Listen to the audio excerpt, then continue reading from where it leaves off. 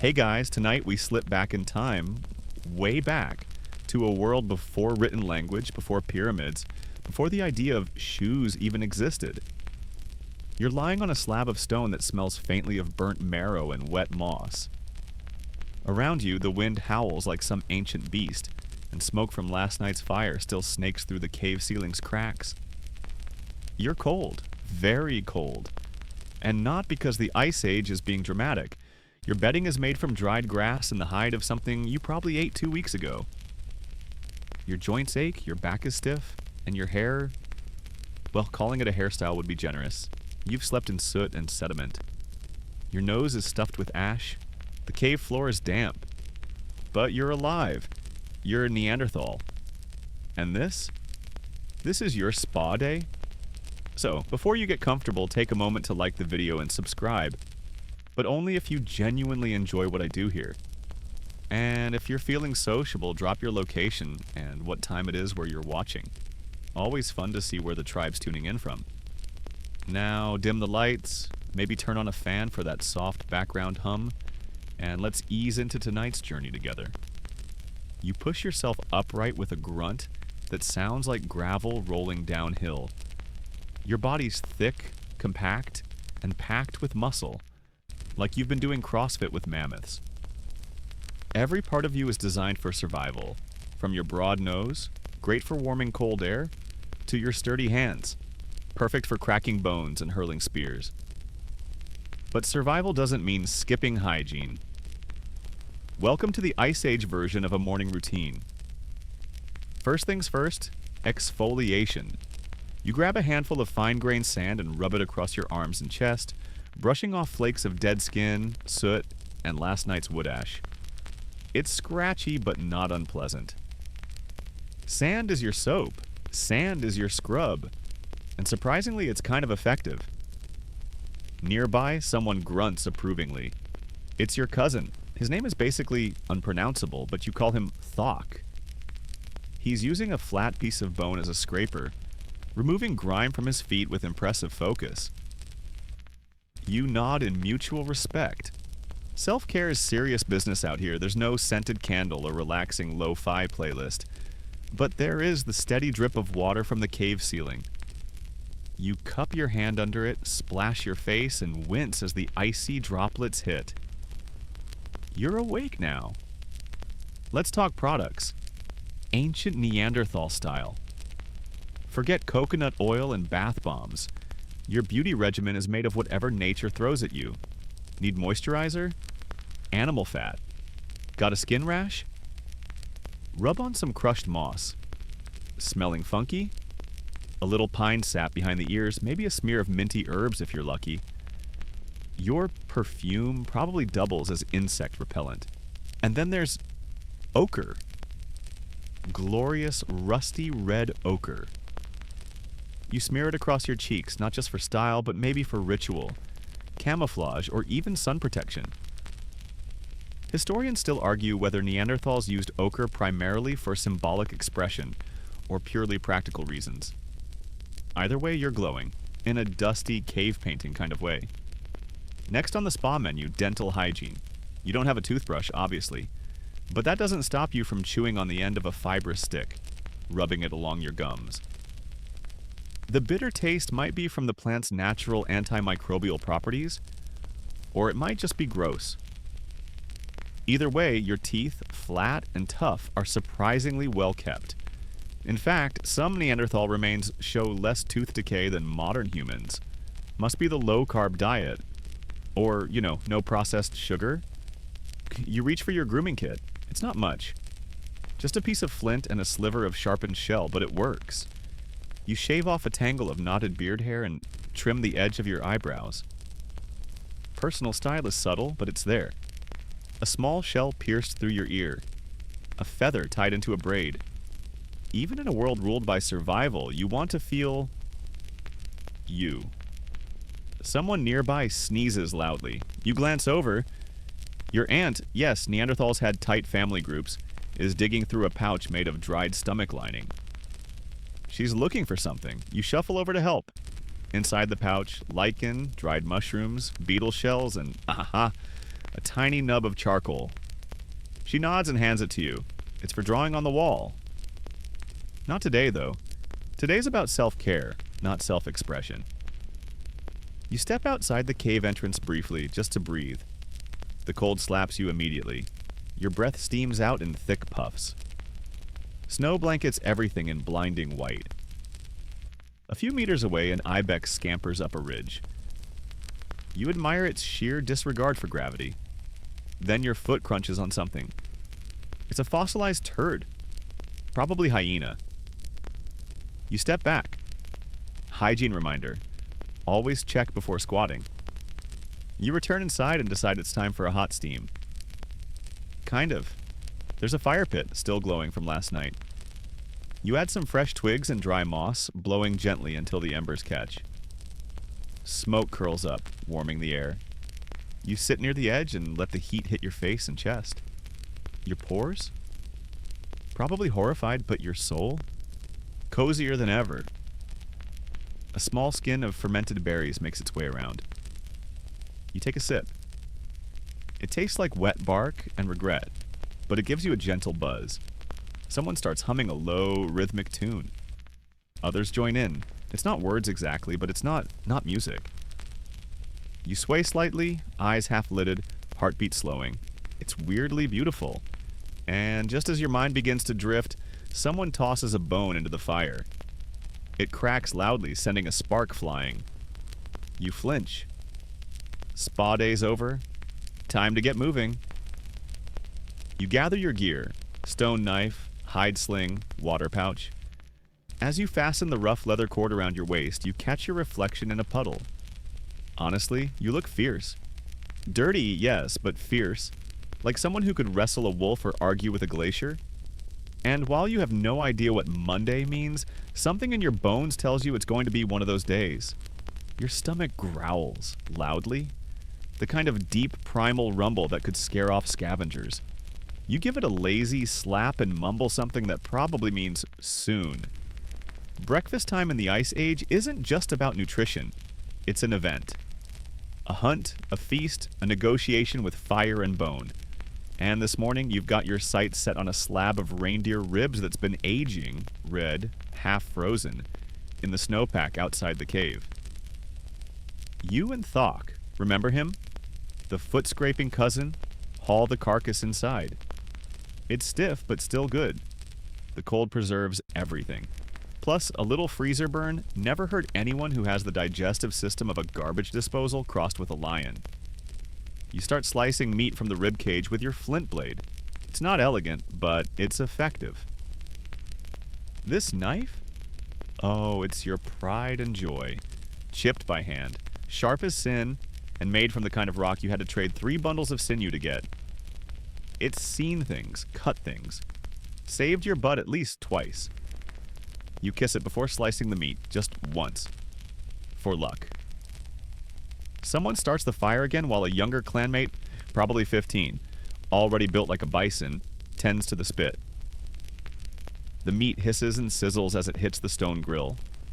Fat drips into the coals and sends up curls of smoke that smell so good you nearly fall over. Honestly, if Yankee Candle ever makes Neanderthal BBQ, you'd buy 10. As the meat roasts, you crush some wild onions and toss them on top.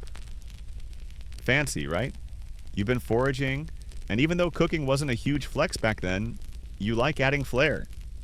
A few wild herbs, some dried mushrooms, maybe even a little pine ash for that rustic flavor. Your ancestors? Total grill masters, historians.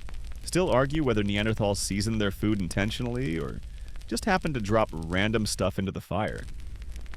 You know the truth? It's Flavortown, Ice Age edition. You chew on a piece of roasted marrow while waiting.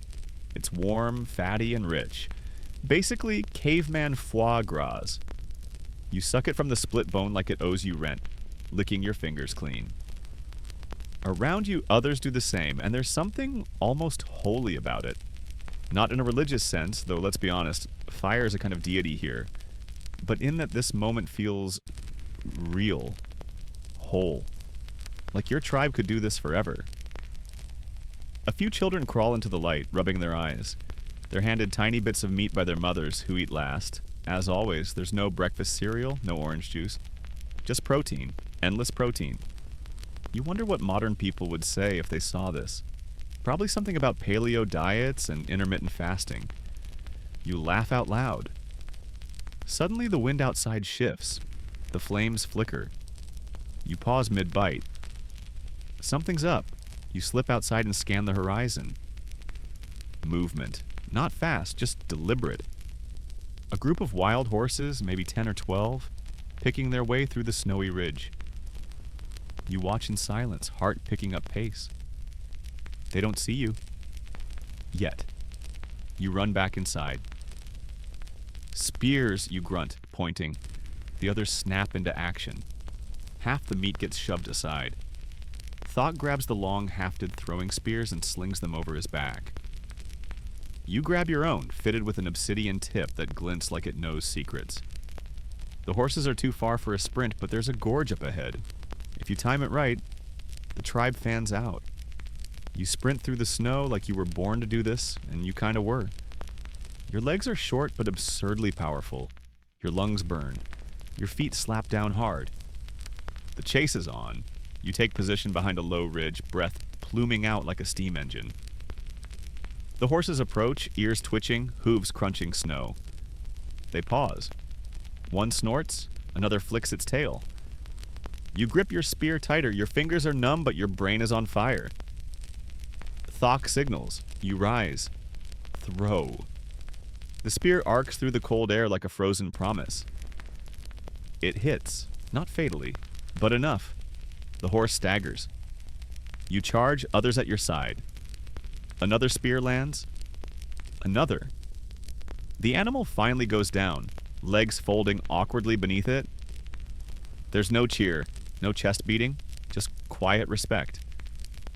You kneel and touch the creature's neck. Whisper something to the ground. You're not religious, but you're not either. Life is complicated.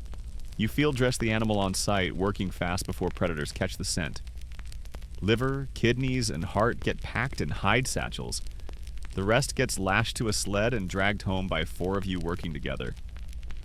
The horse is heavy, but the idea of smoked horse steak later tonight? Worth every groaning step. Back in the cave, the kids squeal with excitement. They swarm around the kill, poking at the hooves and asking for stories. You oblige, spinning a tale about how the horse tried to leap over the moon and got stuck in a snowstorm instead.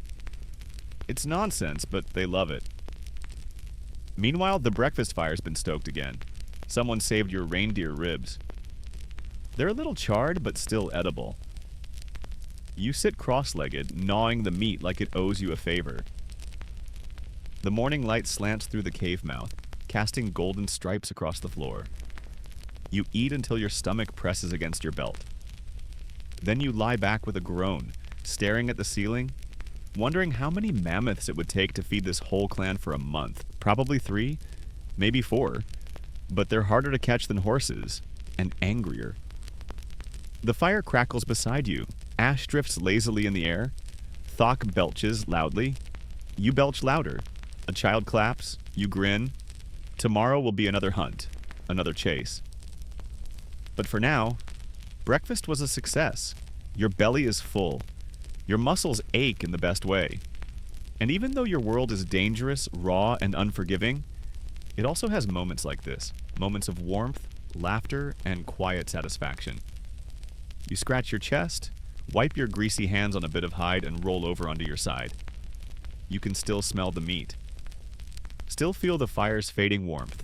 And just before you drift off into a food coma, you whisper one final thought. Best breakfast ever. You wake up groggy, mouth dry, and fingers still sticky with horse fat. The fire's embers pulse like sleepy eyes in the gloom. But something's off. A low murmur echoes from deeper in the cave, a mix of muffled voices and short, rhythmic chants. That tone? It's serious. You sit up, rub your face, and shuffle toward the sound. Others are already gathered, forming a tight ring around something or someone. You squeeze through the crowd, heart skipping. And there it is. A man, older, bearded, face creased like weathered stone, lies on his side. There's a neat round hole in his skull, not bleeding, already healed. You blink. Wait, is that a hole in his head? Yup. Perfect circle right near the temple. And he's still alive. In fact, he's talking, calmly. You glance around. No one's panicking. Some are nodding. Someone even hands him a piece of smoked elk, like it's nothing. Welcome to Ice Age healthcare. Trepanation. Ancient brain surgery. Because when you don't have aspirin, sometimes the only solution is to drill a hole in someone's skull and just hope that whatever evil spirits or swelling are inside float on out. Historians still argue whether Neanderthals performed trepanation regularly or if these skull holes were caused by trauma after death. But here, right now, you're looking at a live patient, and he's smiling. It wasn't you who did the drilling, thank the glaciers, but you know the basics. First, someone sharpens a piece of flint like a scalpel. Then they scrape.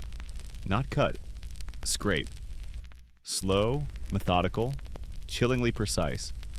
No metal, no anesthetic. Just courage, bone, and probably a little chewing bark for the pain. You remember watching a similar ritual as a child? The patient back then didn't make it. Too much bleeding, too deep a cut. The healer cried afterward, quietly into a bundle of moss, but they kept trying, and clearly they got better.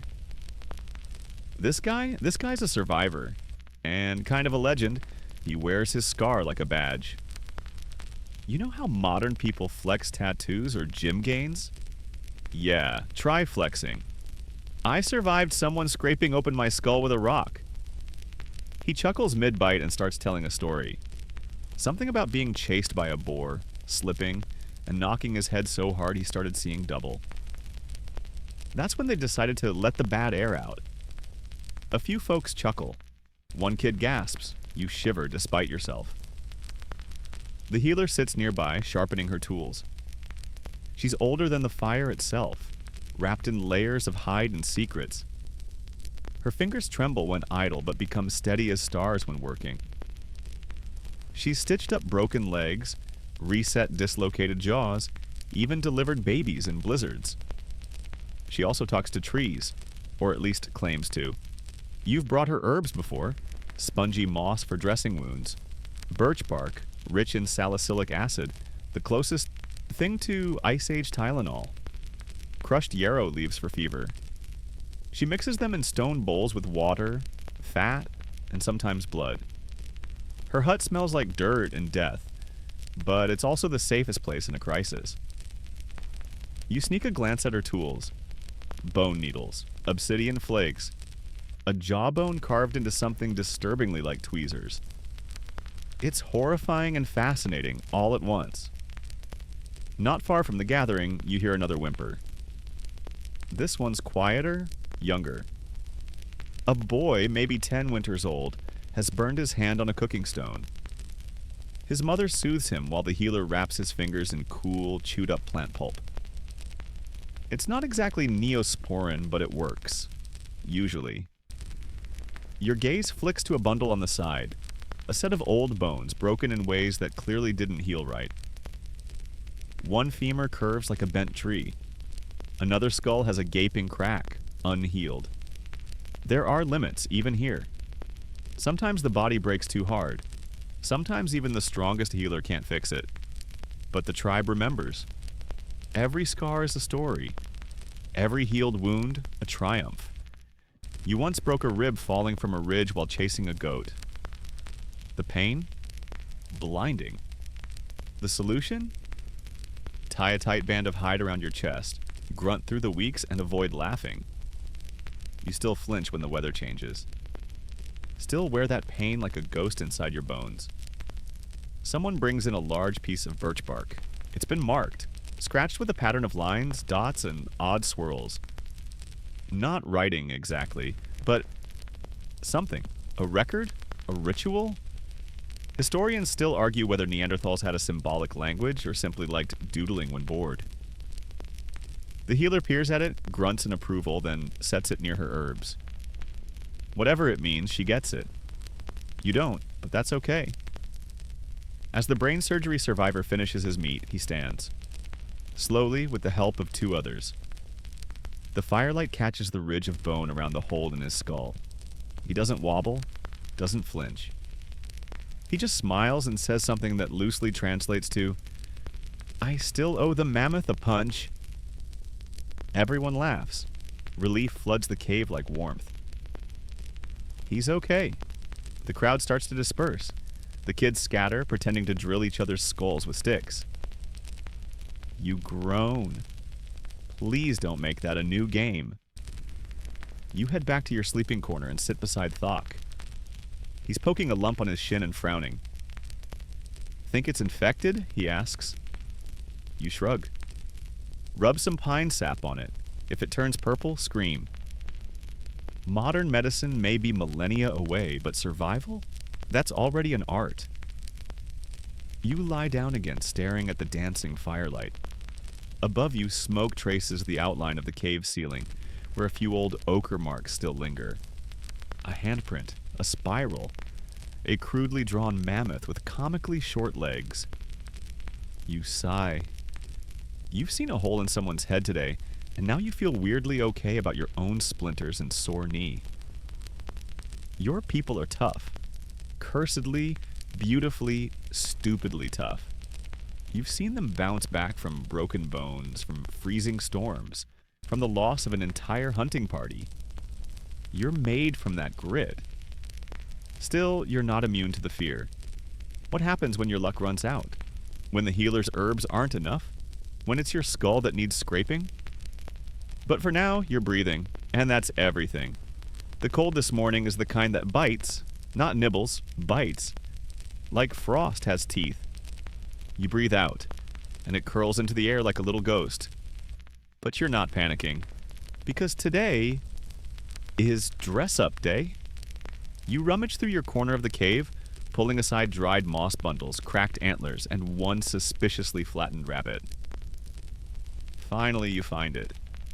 Your best winter cloak, made from mammoth hide, stitched with sinew and lined with the soft underfur of cave lions, because yes, you're a little extra. You pull it over your shoulders. It smells like dominance and wet dog. But, oh man, it's warm, and the weight of it? Comforting.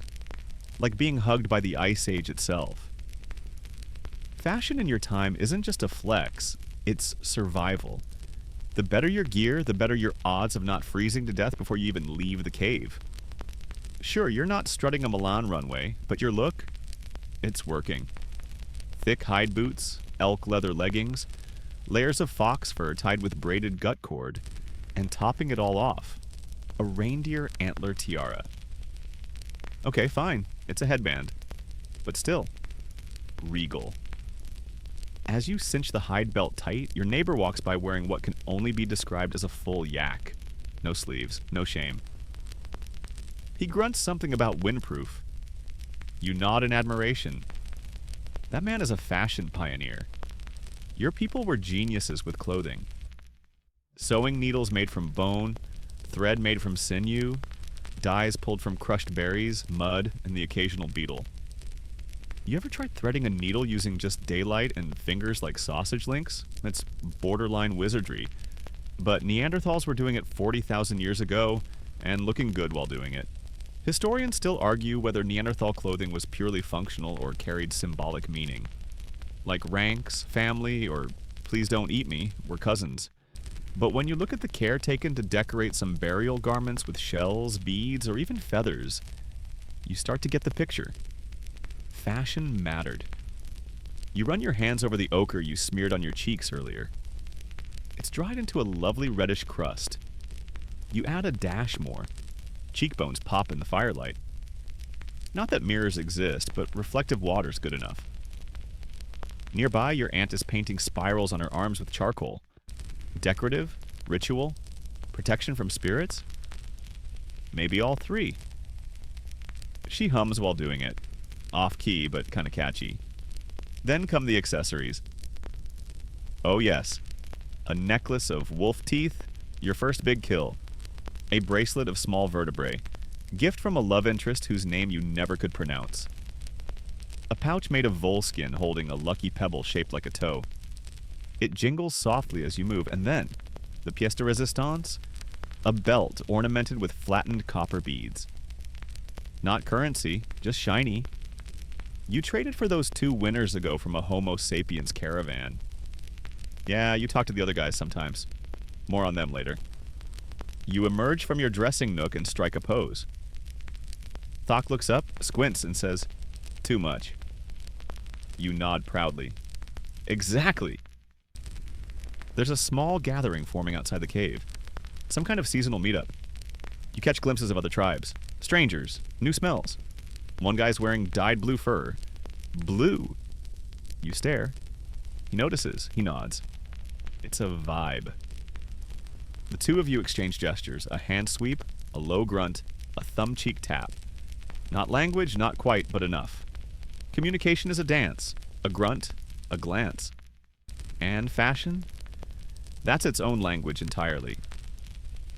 You join the others, warming by the large communal fire. Someone's brought drums.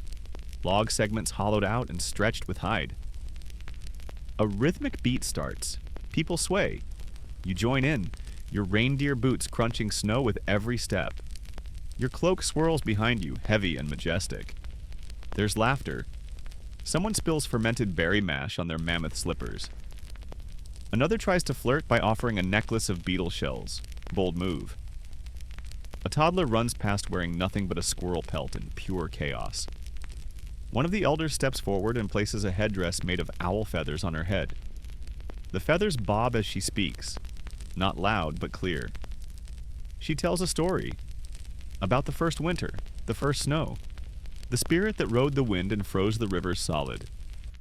You've heard it 100 times, but you still lean in. There's always that moment in these gatherings where the firelight catches the beads, the furs, the painted skin, and suddenly everyone looks like walking myth. Like something out of a dream. Or a memory too old to be real. The gathering winds down and you retreat inside, shedding layers near the fire. Your back itches where the mammoth fur rubbed raw. You lie back, staring up again at the cave ceiling, spotting the old paint stains, the soot trails, the faint scratchings from fingers long dead. Some are abstract. Some show animals, handprints, or the sun. You wonder, did they care how they looked? Were those ochre circles on the walls meant to impress? To warn? To mourn? Historians still argue whether cave art was spiritual, educational, or just some bored teen with access to charcoal. But you? You think it was all of it? You place your wolf-tooth necklace under your head as a pillow. Close your eyes. Feel the weight of your fur cloak like a soft snowdrift over your chest. You looked amazing today. If the saber-tooth had seen you, it would have paused before pouncing. Just to admire the fit. It's early. You're up. Not because you're an overachiever, but because someone just tripped over the firewood pile and cursed in 3 different grunts. You blink at the smoky dawn light filtering in, yawn like a thunder god, and stretch until your shoulder joints sound like dry branches snapping. Time to get to work. You shuffle over to the toolkit you've kept tucked into the curve of a fallen stalagmite. It's your pride and joy.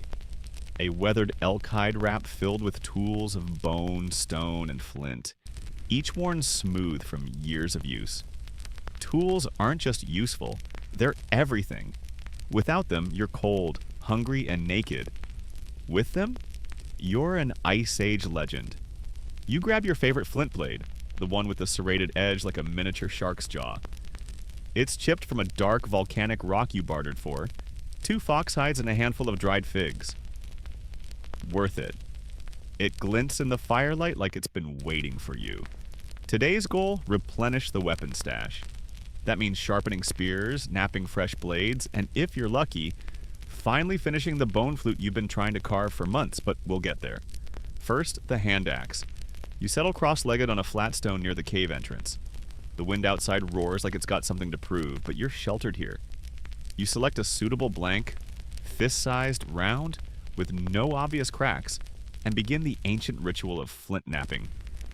It's part science, part luck, and part screaming internally when it splits the wrong way. One strike. A flake pops off cleanly. Yes, another strike. Chunk too big. You grunt. Thok sits beside you with a collection of spear shafts, whittling one smooth with a sandstone block. The repetition is soothing. Shick, shick, shick. The sound of survival. You pause to check your work. The hand axe is taking shape. Sharp, curved, balanced. Not bad. Not bad at all. You run your thumb along the edge and immediately slice yourself. Classic. You suck the blood from your finger and whisper an affectionate curse at the axe. Still better than Thok's, you mutter. Neanderthal tools weren't basic. Not even close. They were engineered. You used different rocks for different jobs. Flint for cutting, basalt for smashing, quartzite for shaping. And when it came to weapons, oh boy, you got creative. Spears? They weren't just sticks with a point. They were aerodynamic masterpieces, weighted for balance, hardened in fire. Sometimes you even added barbs made of antler or bone. It's not overkill, it's just professional courtesy to your prey. And it wasn't all big, beefy weapons either. You had delicate things too. Awls for piercing leather, scrapers for processing hides, and yes, tiny blades for trimming fingernails or carving those mysterious geometric shapes into your cave wall. Historians still argue whether those marks were proto-language or just Neanderthal doodles. Either way, you're an artist. As the day brightens, others emerge to join the tool club. Your aunt is fixing her sling. The younger kids are practicing tying knots. And the healer? She's carving a new needle from bird bone. Slender, sharp, elegant. You watch her twist sinew thread through the eye, her hands so practiced it looks like a spell. Then there's the trade pouch. A leather bundle tucked deep into the shadows of the cave filled with precious items. Shiny stones, rare shells, an oddly symmetrical fossil. All items with zero practical value, but maximum trade potential. You once traded a single amber bead for 3 flint cores. You still feel like you won that one. Trade wasn't constant, but when tribes crossed paths, usually in spring or early fall, it was like a prehistoric pop-up market. You remember a man with copper spirals woven into his beard. He came from the south, brought salt and strange stories of hairless bipeds with taller skulls and way too many teeth. Homo sapiens. You hadn't met one yet, but you were curious. For now, your work continues. You pull out the half-carved bone flute. It's made from the femur of a wild goose. Hollow, smooth, almost musical on its own. You've drilled 3 holes so far. Just 2 more to go. You raise your flint pick and start scraping carefully. The first hole? Perfect. The second? A little crooked. You blow into it and hear something.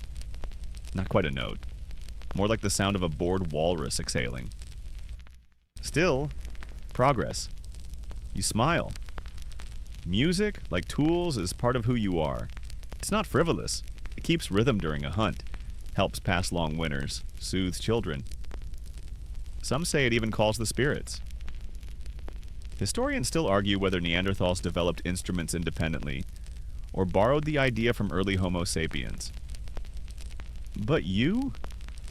You know you've been humming to yourself since you had teeth. A child sidles up beside you and stares at the flute. You hand it over. She blows into it. It wheezes like a sleepy badger. She laughs so hard she falls over. Tools made this moment. Tools made you. Later, as the sky turns a deep slate gray, you set your new axe aside, wrap your flute in soft hide, and lean back against the wall. Your hands are nicked, raw, stained with dust and blood, but your heart's full. Outside, the snow picks up. Inside, the fire glows bright. You close your eyes, surrounded by blades, scrapers, needles, and stone. Each one with a story, each one with your fingerprints, and you think, no matter what else happens, you'll always have this. A sharp edge, a steady hand, and a song, soft and clumsy, on a goosebone flute. It's the full moon tonight, and everything in you itches. Not physically, well, maybe that too, fur pants are brutal, but emotionally. There's something electric in the air, a low drumbeat in your chest. Maybe it's hunger, maybe it's curiosity, or maybe it's time to flirt Neanderthal style. You know the drill, you've bathed.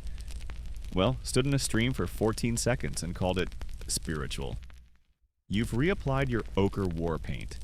You've got your necklace of smoothed bones tied tight and your least wormy fur wrap. It's on. You're heading to the communal fire circle. That's where people mingle.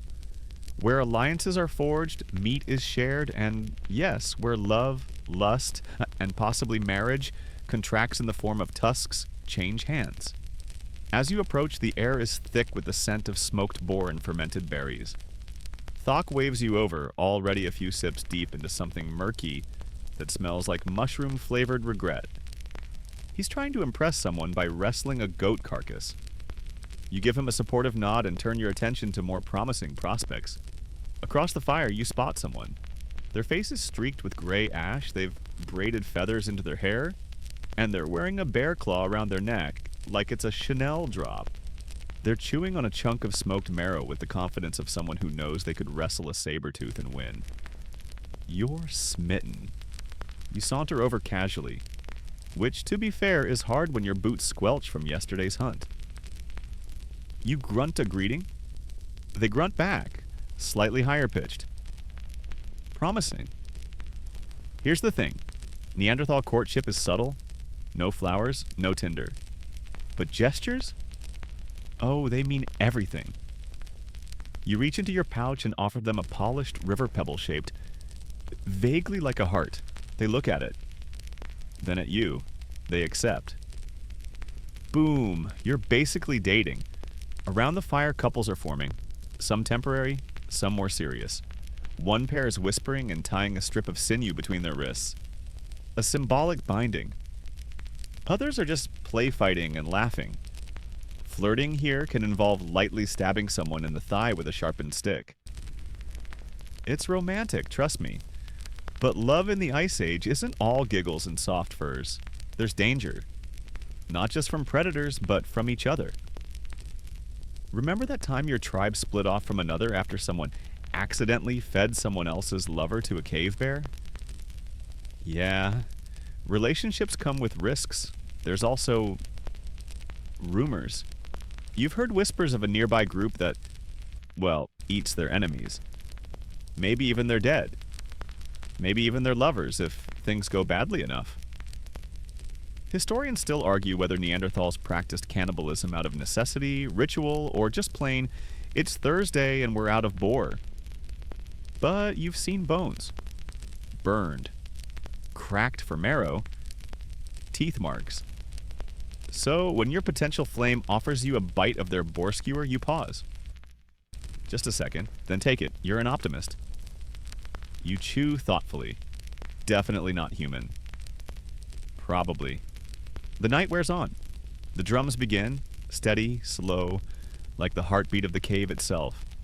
You join in the dance, circling the fire, your arms loose, hips swaying in time with the rhythm. It's hypnotic. Sensual. Not in a Vegas kind of way. In a, we might survive another winter and I want you near my fire forever kind of way.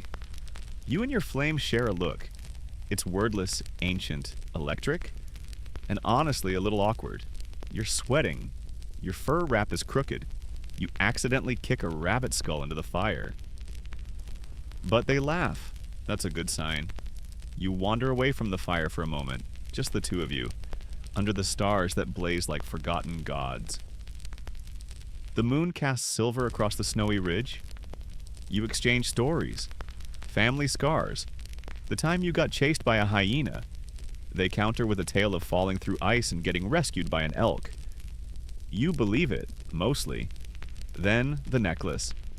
You reach up, unclasp the wolf tooth hanging from your throat, and offer it. A sign, an invitation. Not a promise. Just a maybe. They take it, tuck it gently into their belt. You don't say anything more. The silence is the message. Love for your kind isn't flowery poems and rooftop dinners. It's shared shelter, mutual protection. Trust that when the storm comes, and it will come, you'll be there. Building the fire, sharing the fat, hunting side by side. Back at the fire, someone is howling, a celebration, or a song, or maybe just showing off. Someone else tries to leap over the flames and immediately regrets it. The laughter rolls through the group like thunder. You sit, shoulder to shoulder, with your almost maybe someday partner. You offer them the last sip from your skin of fermented berries. They take it, make a face, laugh again. You grin. Later, when you crawl into your sleeping nook, you're not alone. They're beside you. Not touching, just near. Sharing the same fur wrap, the same warmth. No declarations, no vows. Just breath and heartbeat and bone. It's not glamorous, but it's real. You drift off, listening to the wind whistle through the rocks, wondering if they'll still be here in the morning. Hoping they will.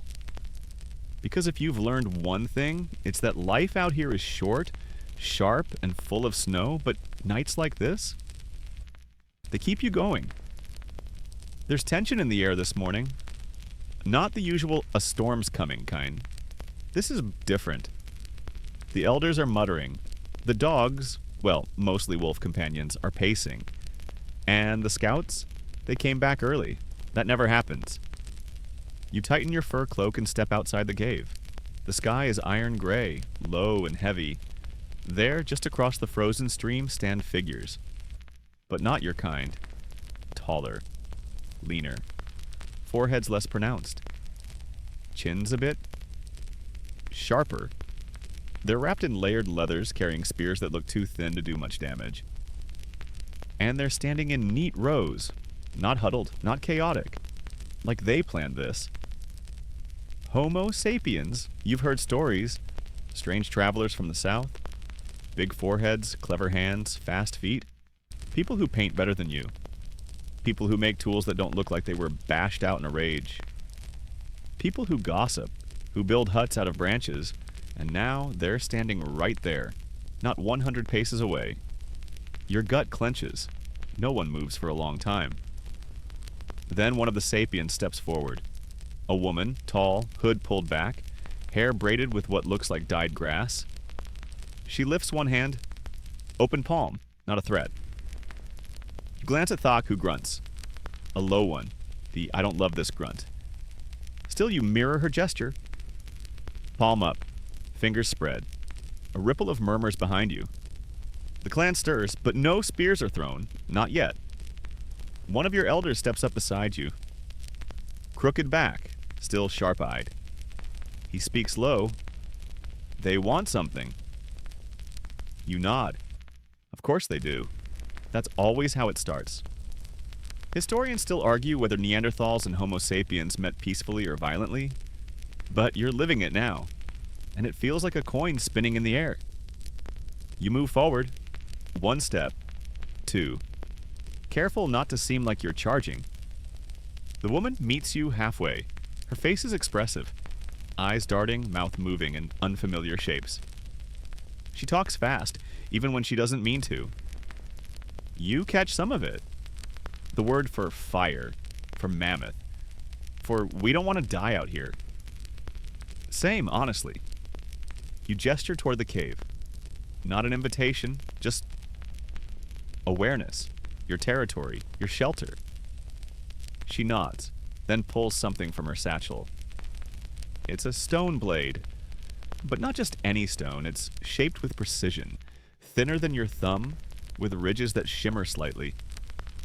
You've never seen craftsmanship like this, not even close. She offers it to you, a gift. You feel eyes on you, your clan watching. This is delicate. You take the blade. Weigh it in your hand. It's beautiful, elegant, deadly, and then you give her something back. Your own hand axe. Rough, brutal, tested, a trade. She accepts. Runs a finger along the edge and smiles, teeth flashing white. Behind her, one of the sapiens pulls out something wrapped in hide. Opens it. Dried berries. Nuts. A sliver of what might be smoked fish. You haven't tasted fish in weeks. You whistle low. A few others from your group step forward. It begins. The sapiens set up a temporary circle near the edge of the stream. No tents, just lean-tos of bent branches and grass mats. Their fire burns hot and clean. Someone's cooking roots in a bowl made of baked clay. What even is that? Thok sits beside you chewing a piece of smoked meat. He whispers, "They smell weird." You nod. "So do we." He snorts. Fair point. Later, you join a small group watching one of the sapiens demonstrate a tool. It's called an atlatl, a throwing stick that hurls spears farther than your strongest arm ever could. You watch, slack-jawed, as the dart flies clean across the stream. The crowd gasps. Then someone asks the obvious. Why? The sapiens guy just grins and shrugs. He mimes standing far away from a mammoth, makes a tiny spear fly, makes a little dead mammoth noise. Okay, that's pretty cool. But there's unease, too. These people move differently. Talk constantly, they don't wait, they don't listen the same way. They build little things that serve big purposes. Ropes that coil without tangling, hooks carved from shell. They even have bags with straps. You feel admiration and something else. Not quite fear, not quite jealousy, something in between. Later that night, back around your own fire, your clan is quiet. The sapiens have gone to sleep, or at least vanished into their little twig huts. You stare at the blade the woman gave you. It's better. Objectively, it's smarter, faster, cleaner, but it's not yours. Your tools are rougher, sure, but they're yours. Born of muscle and trial. Years of smashing rock against rock until the shape emerges. Not delicate, not clever, but earned. And yet, what if there's a better way? Your clan will need to decide to watch, to learn, or not. But deep inside, you already feel the shift. They are coming, maybe not to fight, maybe not yet. But they don't seem like the kind who share caves forever. You crawl into your nook still holding that thin stone blade, wondering, are you the past? Or just the beginning of something else? The wind howls, carrying both fire smoke and foreign words. And you sleep with one eye half open. You wake to the smell of damp fur and burnt marrow. Again. But something's different. A softness in the air. A stillness that feels cozy. You're home. Not just in the general area home. Like actually home. Your cave. The one you know like the back of your soot-covered hand. And today it's feeling kind of luxurious. You sit up and look around. The fire's still glowing gently in its stone cradle. Smoke rises through a crevice overhead, painting lazy shadows across the ceiling. It's warm, quiet, and there's no immediate threat of being eaten. That's basically a 5 stars in Ice Age Airbnb. Your space, your corner of this ancient limestone sanctuary, is cluttered, but in a personal way. Your fur pile is arranged just the way you like it, layered for maximum insulation with the softest patches of fox and rabbit.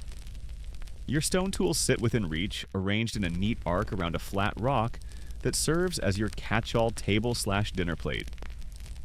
There's a little collection of bones on the ledge, each carved with notches. Not for counting, but remembering.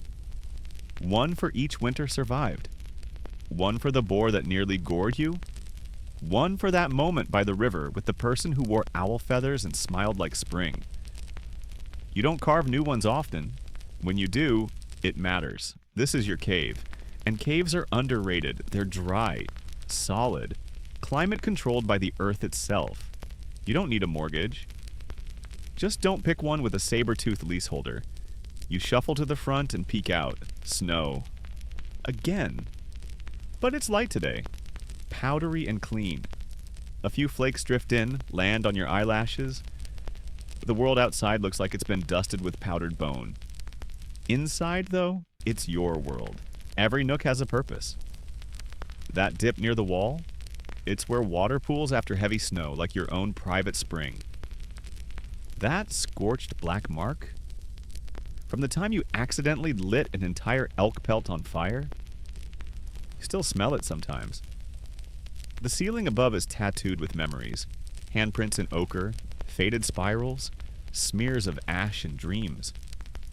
Historians still argue whether these marks were early storytelling or just Ice Age graffiti. But you know the truth? They're echoes of laughter, fear, celebration, of people like you trying to make the inside of a rock feel like a heartbeat. A few others are waking. One of the elders coughs, dry and deep, but familiar. He's survived more winters than anyone else.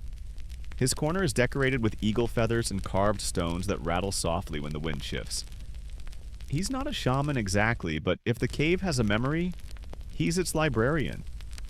A child scampers past you, dragging a mammoth bone twice their size.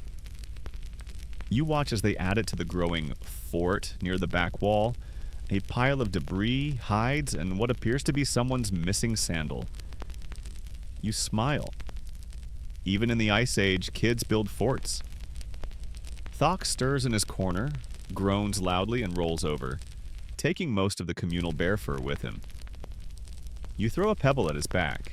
He grunts but doesn't move. There's comfort in this space, in knowing which rock will stab you if you roll left instead of right, in recognizing every shadow like an old friend. Still, it's not perfect. There's the smell, for one, a mix of smoke, old meat, sweat, and something probably rotting under the sleeping mats. It's intense, but also yours, like cave cologne. And then there's the badger. You forgot about the badger. It lives in a crevice behind the fire pit. Has for months. You've named it Sorrow because that's what it brings. It doesn't attack unless provoked, but sometimes it stares at you. Just stares. With judgment in its eyes, you try not to make direct eye contact. Today, though, it's mercifully silent. You make your way toward the rear of the cave. This area is quieter, cooler. You keep your stash here. Bone needles, rare feathers, the jawbone of that weird deer with the extra antlers. Also your flute. Still terrible. Still your favorite. You pluck a few herbs from a woven pouch and toss them into a cracked stone bowl. Add water, a hot coal, and breathe in the steam. It smells sharp and green, like medicine in spring. Others gather slowly. There's a rhythm to cave mornings. Grunting greetings, slapping out furs, poking at the fire. Someone sings a low, wordless tune as they cook. The walls catch the sound and send it bouncing softly like a lullaby made of stone. You take a moment to step outside again. Let the cold slap your face awake. And there, on the ridge, tracks. Not human. Big, wide, deep. You squint. Probably mammoth, possibly bear. Definitely someone's problem by tomorrow. You sigh. Home is cozy, but the world still wild. You turn back to the cave, to the fire, to the people shifting into their daily rituals. There's comfort in the repetition, in the hum of survival. You add a new notch to your bone tally, because today you're still here, still warm, still surrounded by smoke and fur and the occasional terrifying rodent. And when night comes again, when the cold creeps in and the fire dances shadows on the walls, you'll curl into your pile of hides, press your hand against your favorite stone, and sleep knowing. This cave remembers you. You're bundled tight this morning, every inch of skin swaddled in hide, fur, or wishful thinking. Because today is Blizzard Day. Outside, the wind howls like 1,000 angry mammoths in therapy. Snow is falling sideways. The world has turned into a shaken snow globe, and you, lucky you, are about to go out in it. Why? Because food doesn't gather itself, and you're out of dried mushrooms, and also because Thok dared you. And if there's one thing worse than frostbite, it's Thok's smug face when he wins a dare. You prepare methodically. Double hide boots, layered leggings, 2 cloaks, the inner one for warmth, the outer one for courage. You tie a strip of leather around your forehead to keep the snow from stinging your eyes. You're ready. Or at least stubborn. You step outside and immediately regret it. The cold punches you, not politely, not a chill, a full-on uppercut to the soul. Your nose freezes mid-inhale. Your eyelashes stick together. Your inner organs shrink back like, no thanks, we'll stay inside today. Still, you push forward. Every step is work. Your boots sink into powder that hides rocks, ice patches, and ancient regrets. The wind shrieks past your ears, lifting your fur like a ghost hand. Visibility? You can see roughly 3 feet. After that, it's just whiteness and danger. You press on toward the river bend, where the mushrooms usually grow, hugging the leeward side of a rocky outcrop. You're walking sideways now, leaning against the gusts like you're trying to push back time. Historians still argue whether Neanderthals had cultural rituals around weather, or if they just cursed at the sky and moved on. Based on your current feelings, it's definitely the latter. You slip once, twice, then your foot punches through an icy crust into frigid water. Your brain short-circuits. You scream. Just a little. The cold water creeps up your leg like betrayal. You yank yourself out and hobble to a sheltered nook to regroup. It's there you see them. Tiny brown caps peeking through the snow-dusted bark. Mushrooms. Glorious, frost-kissed, probably not poisonous mushrooms. You gather them quickly, stuffing them into your pouch with trembling fingers. Success. Victory. A warm meal tonight that doesn't involve chewing on old hide strips. But now, getting home. The wind's even worse now, like it heard you talking trash earlier and came back with backup. Snow slaps your face sideways. You can't see your own hand stretched out. Every breath hurts. You pause, heart hammering. You know this land like your own scarred palms, but today it's foreign, hostile. It wants you lost. You crouch trying to get your bearings. A familiar stump? Number. Just a rock that wants to be a stump. The ridgeline? Gone. A blur of gray and white. For a flickering moment, panic creeps in, but you shake it off. You are Neanderthal. You are thick-skulled and double-lunged, and you've survived worse. You squint into the wind, then drop low, crawling now, following the snow-packed ground, letting instinct guide you. Then, relief. A shadow. A curve of stone. A trail of smoke swirling where it shouldn't be. Your cave. You limp the last stretch, snow caked into every crease of your clothes, skin red and raw. You burst through the entrance like a hero from a myth, clutching your mushroom pouch and gasping like a fish in a sauna. Thok looks up, unimpressed. You took your time. You don't answer. Just toss the pouch at him and collapse by the fire. Others rush in, unwrapping your layers, pressing warm skins to your limbs. Someone hands you a heated stone to grip. Someone else offers soup made from last night's horse bones.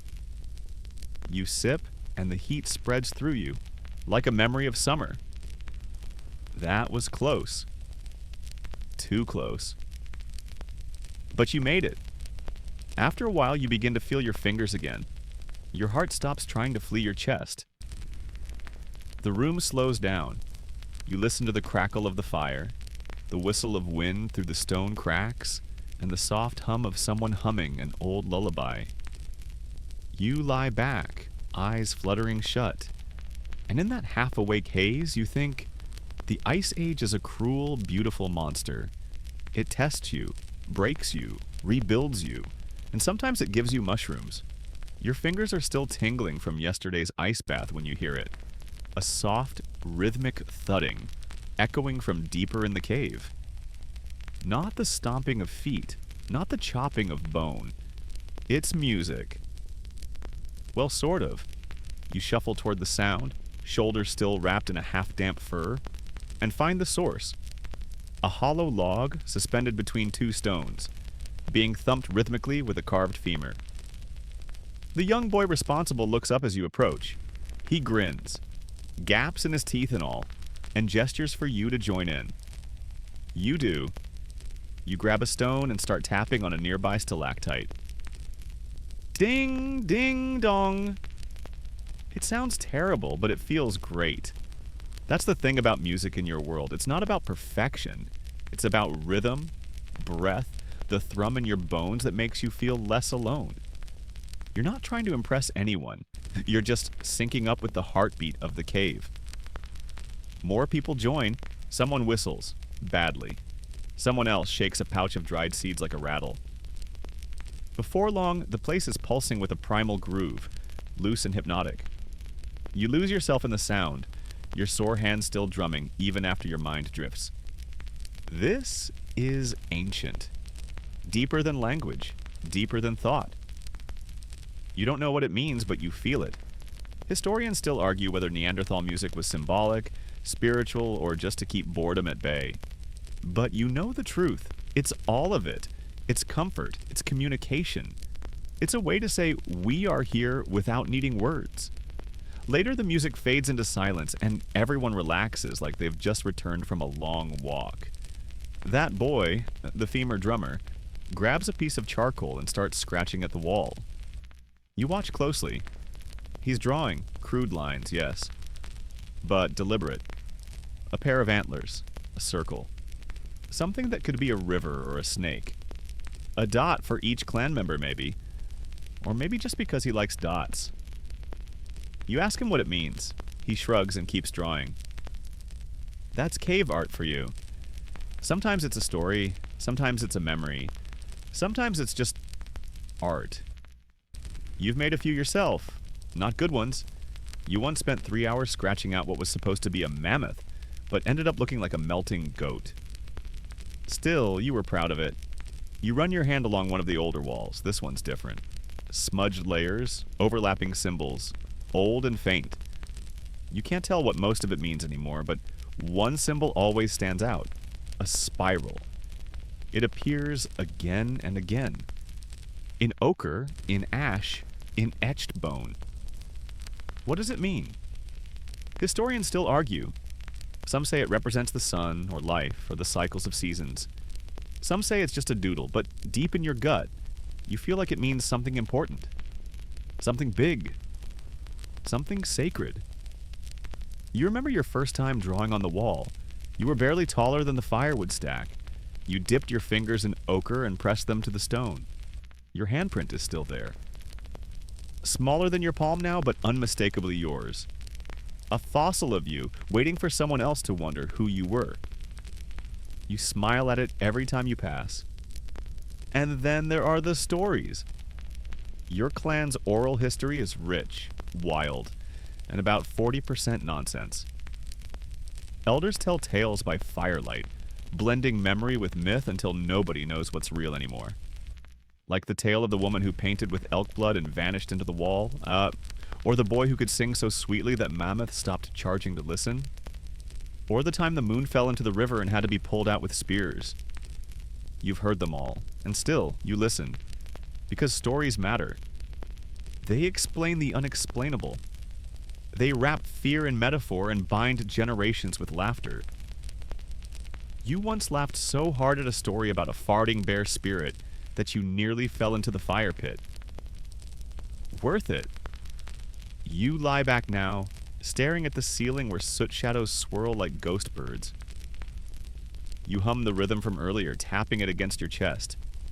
A heartbeat shared, a memory made.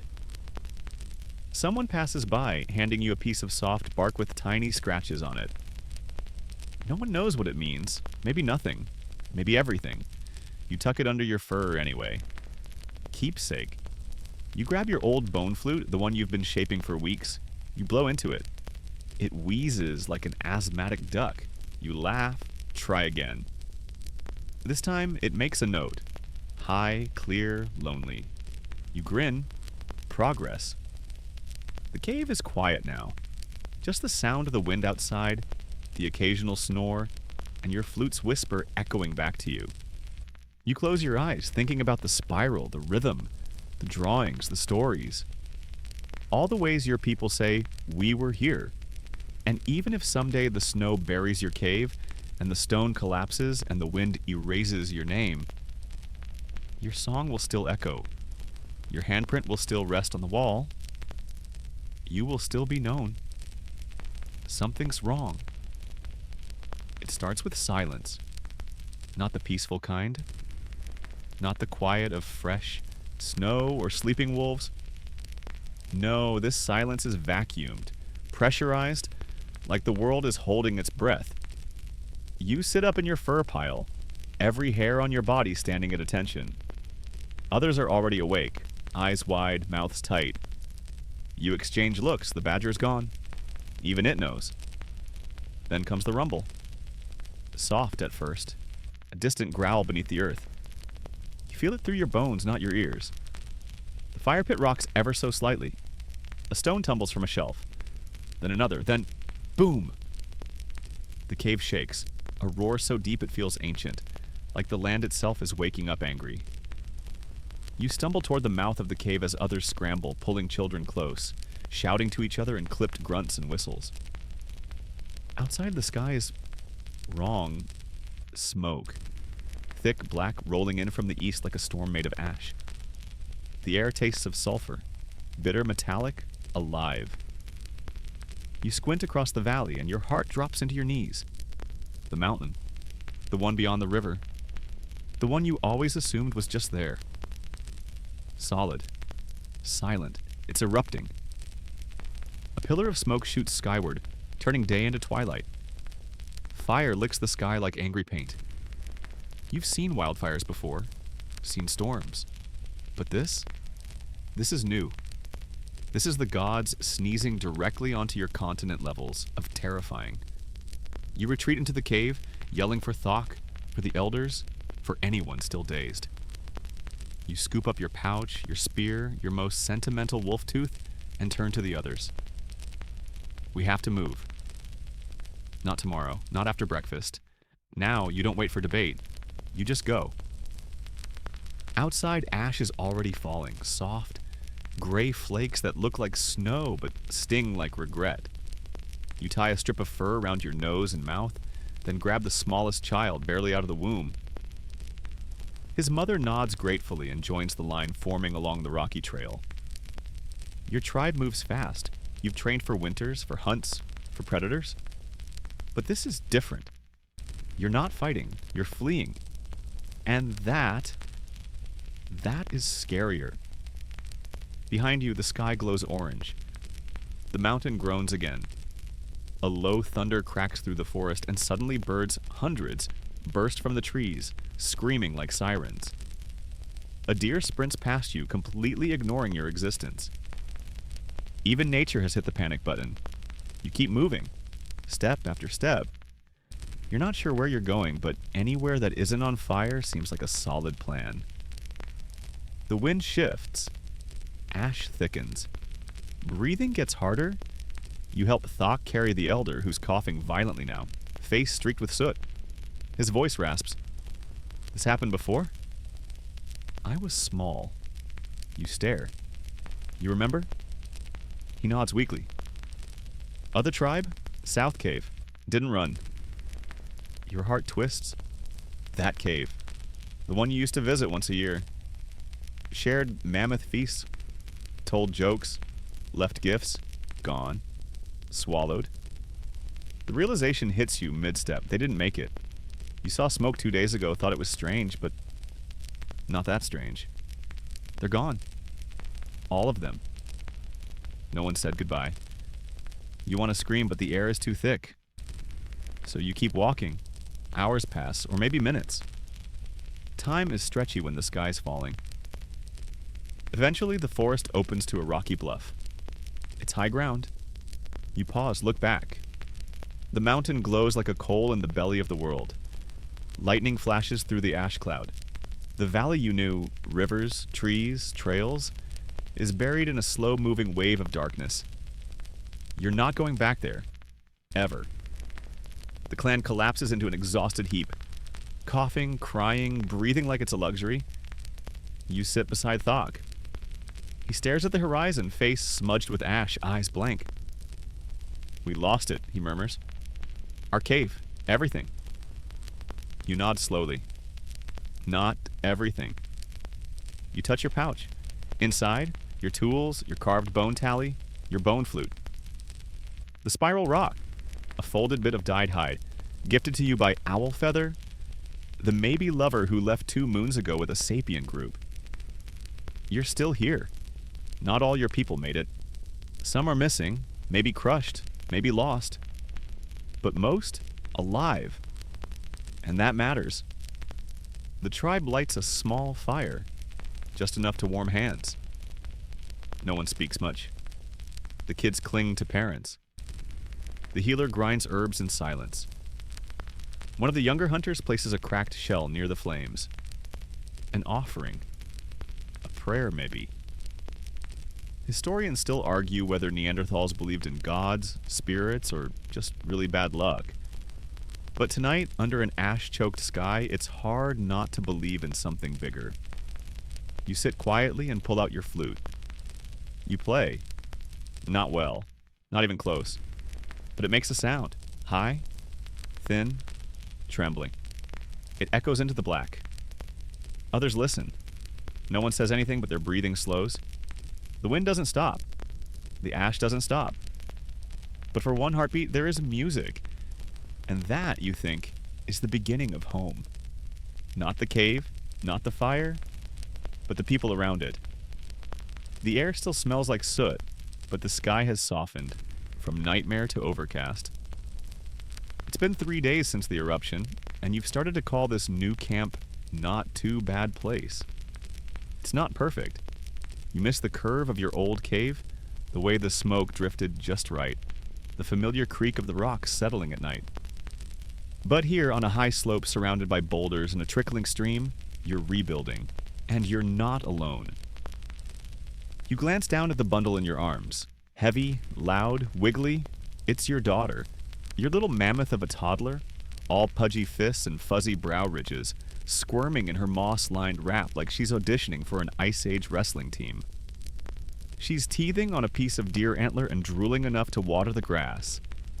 Welcome to Paleo Parenting 101. Raising a Neanderthal kid is like raising a tiny hurricane with emotional attachment issues. They're strong, absurdly strong for their size. Curious, loud, constantly trying to put rocks in their mouth, and you love her more than your spear.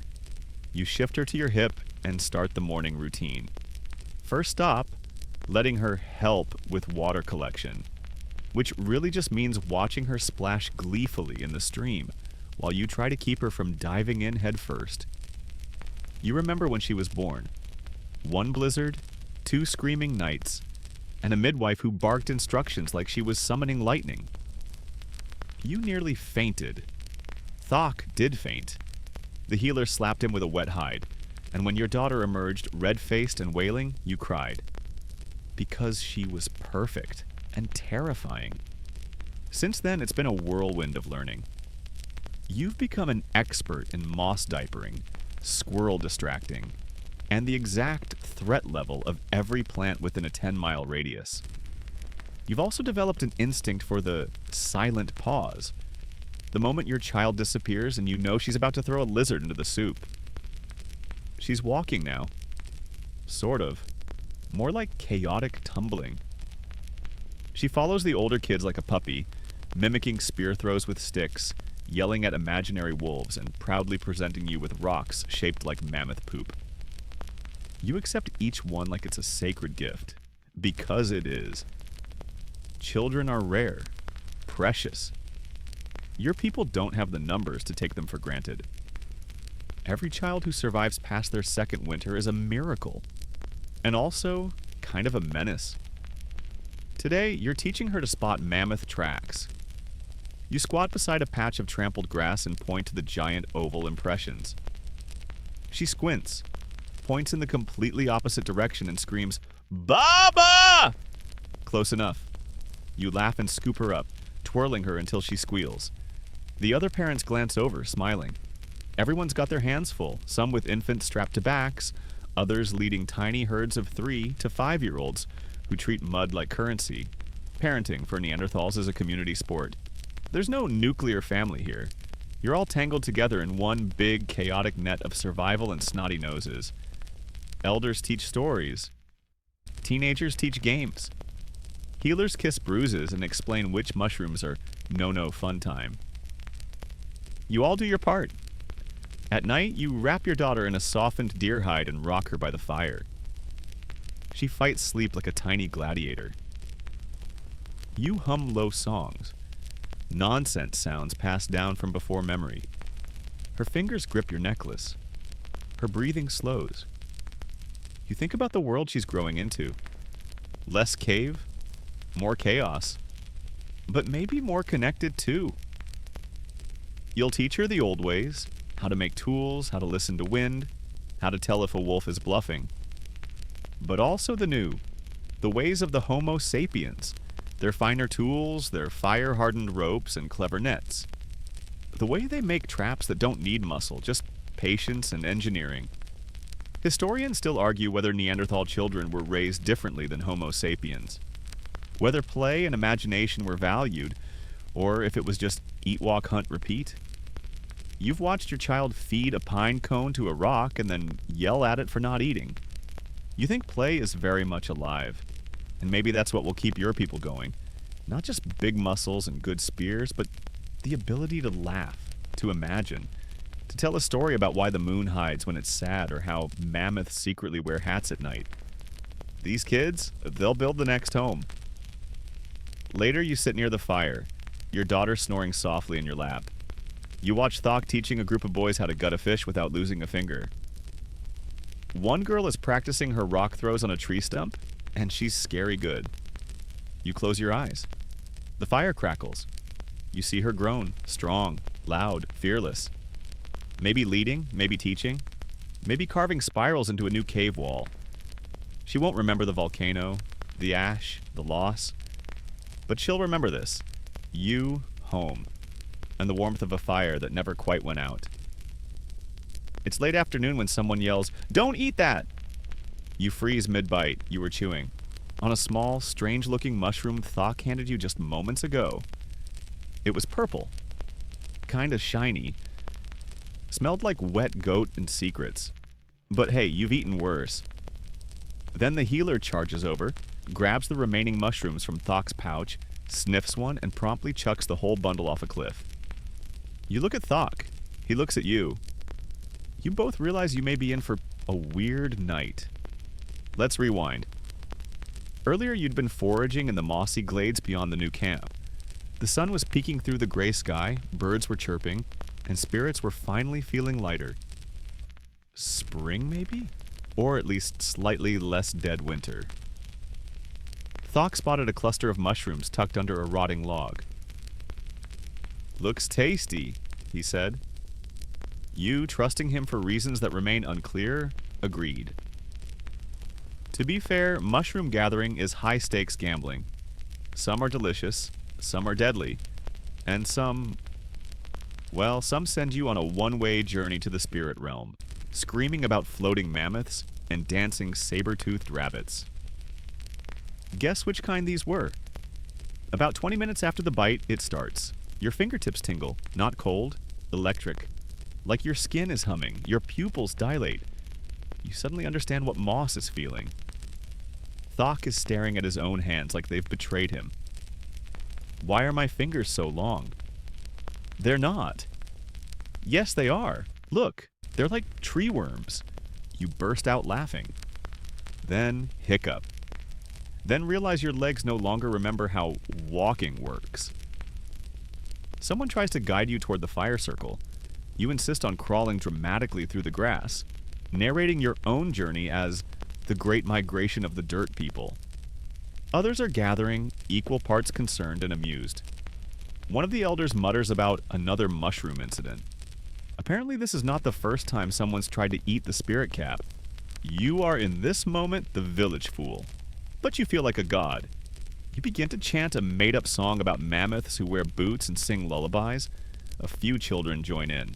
One adds hand gestures. This will probably become an actual ritual if you're not stopped. Then it happens. You see it. Not with your eyes necessarily, but there it is. A giant mammoth. Floating in the sky. Spinning slowly.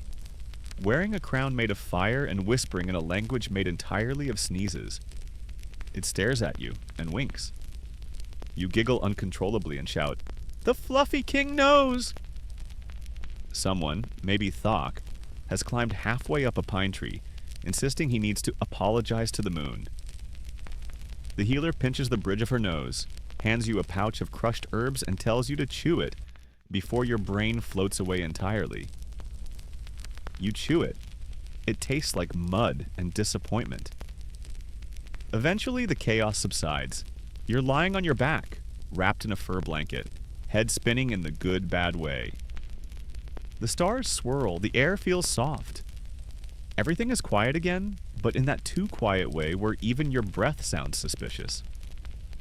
Thok lies beside you, face down in the grass. I still hear the worms singing. Good for them, you whisper. He groans. You both fall asleep. The next morning, you awake to a pounding headache, a dry mouth, and a haunting memory of proposing marriage to a pine cone. You sit up slowly, trying to remember which parts were dreams and which were deeply unfortunate reality.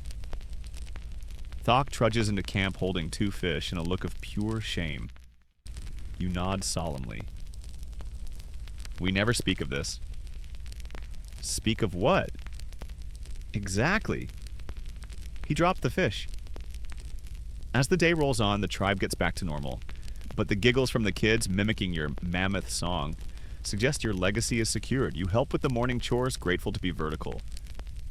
As you gather firewood, one of the younger teens grins at you and says, "The Fluffy King sends his regards." You groan. This is your life now. Still, there's a strange kind of peace in the aftermath. You feel cleared out. Like the spirits grabbed your brain, shook it like a snow globe, and set it gently back down. You're not spiritual, not exactly.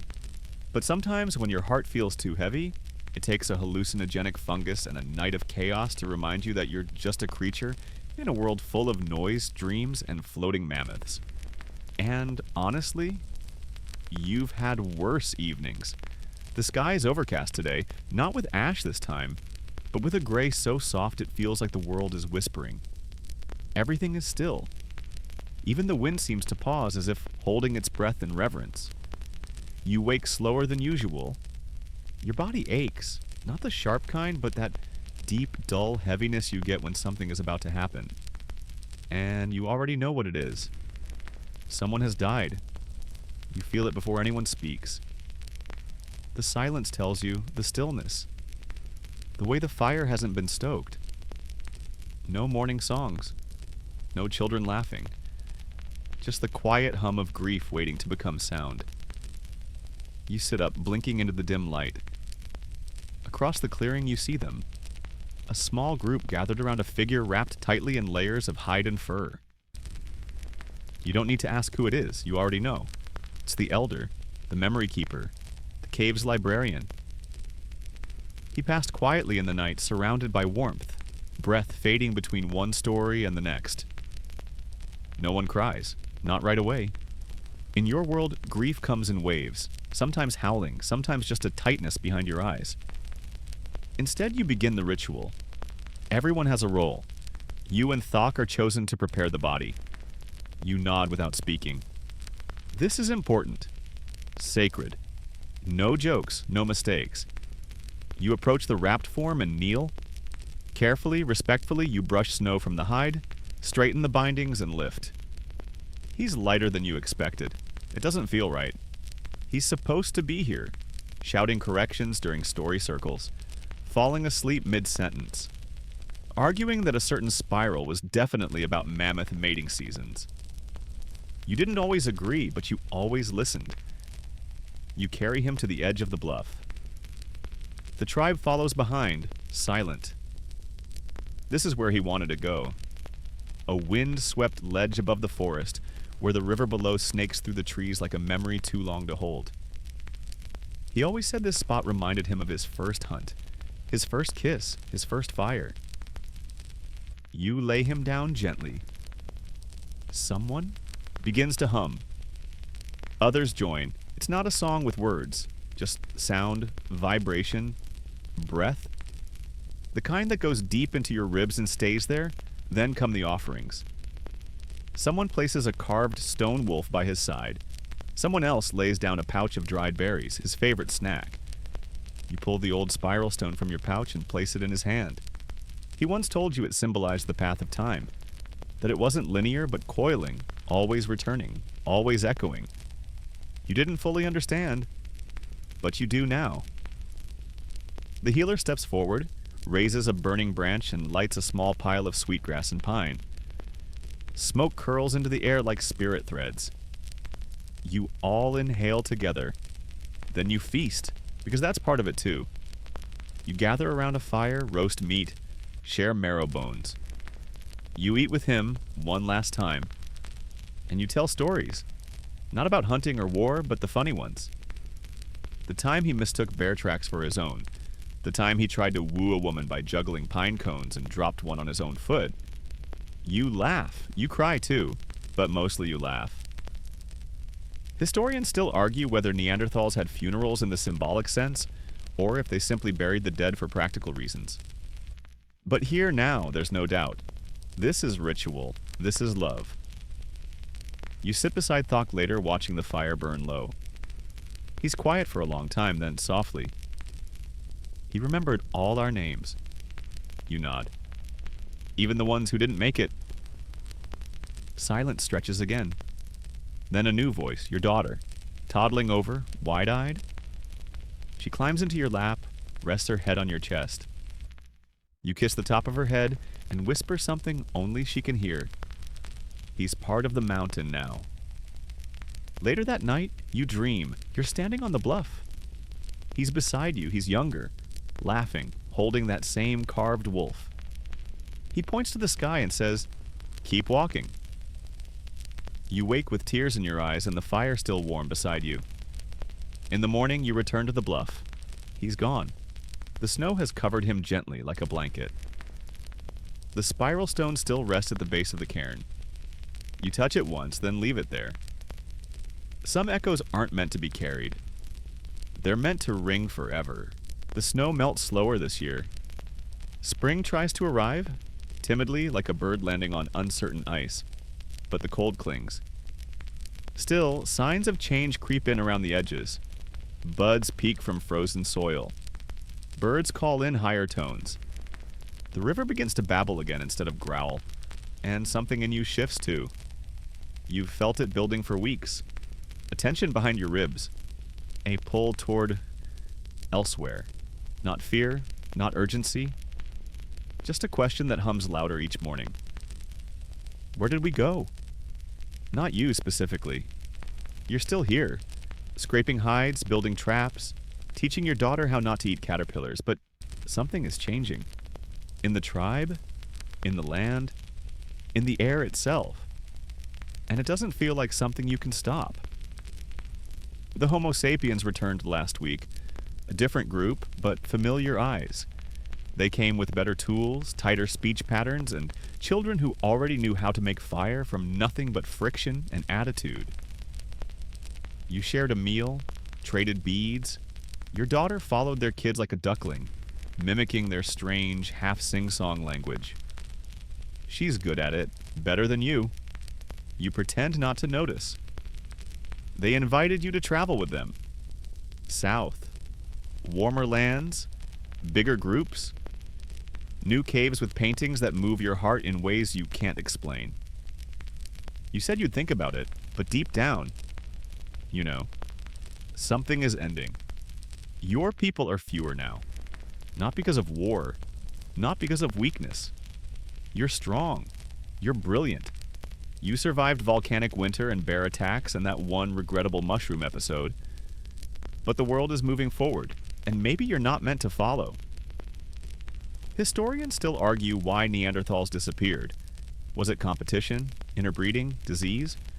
Or did you simply fade, absorbed into something new? You lean against a tree, watch the kids play. Yours is leading them now, organizing a game that involves mud, shouting, and an alarming number of pine cones. Her laugh sounds like sunlight through smoke. Maybe you didn't vanish. Maybe you became something. You think of that spiral again. Time doesn't end. It loops. And you were never meant to be the whole story. You were the prologue. You gather the clan for a final circle, not a farewell, just a truth sharing. You speak simply. The world is changing. You can stay and survive for a while, or you can walk forward into the unknown. Some want to stay, but many choose to go. You don't stop them, you just nod. The next day, you pack your tools. Your daughter packs her pine cones. You set off, not south, not north, just onward, through the trees, through the hush of new wind, through the last breath of the Neanderthal world. You walk with your head high, feet steady, memory long. You are not extinct, you are remembered. In the tools still buried beneath soil, in the ochre still clinging to cave walls, in the spiral, in the fire, in the blood. You were never just survival. You were song, you were story. You were the ones who whispered first in the dark. And though your name may fade, your echo never will. Now. Let that image rest in your mind a moment longer. The fire low, casting gold across fur and stone. Your tribe asleep, peaceful, huddled close, their breath syncing with yours in the rhythm of deep rest. The world outside still shifts, still spins, still stirs with the tides of time. But here, in this place, in this warmth, you're safe. You are held in the arms of the ancestors. Your stories etched into stone. Your songs floating gently through the trees. Every handprint on every cave wall still reaching through the ages. Soft reminders that you were here, that you mattered. Let your breath match that rhythm now. In and out. In and out. The crackling of a fire, distant now, becomes the white noise of memory. The forest hush becomes your lullaby. The stars blink overhead just as they did 10,000 years ago. Just as they always will. And you rest. Not as a relic, but as a soul carved deep into the bones of time. The mammoths have moved on. The spirits have quieted, and the wind carries only peace. Sleep now, little hunter. Sleep, maker of tools, keeper of songs, carrier of flame. You are not forgotten, you never will be. Good night.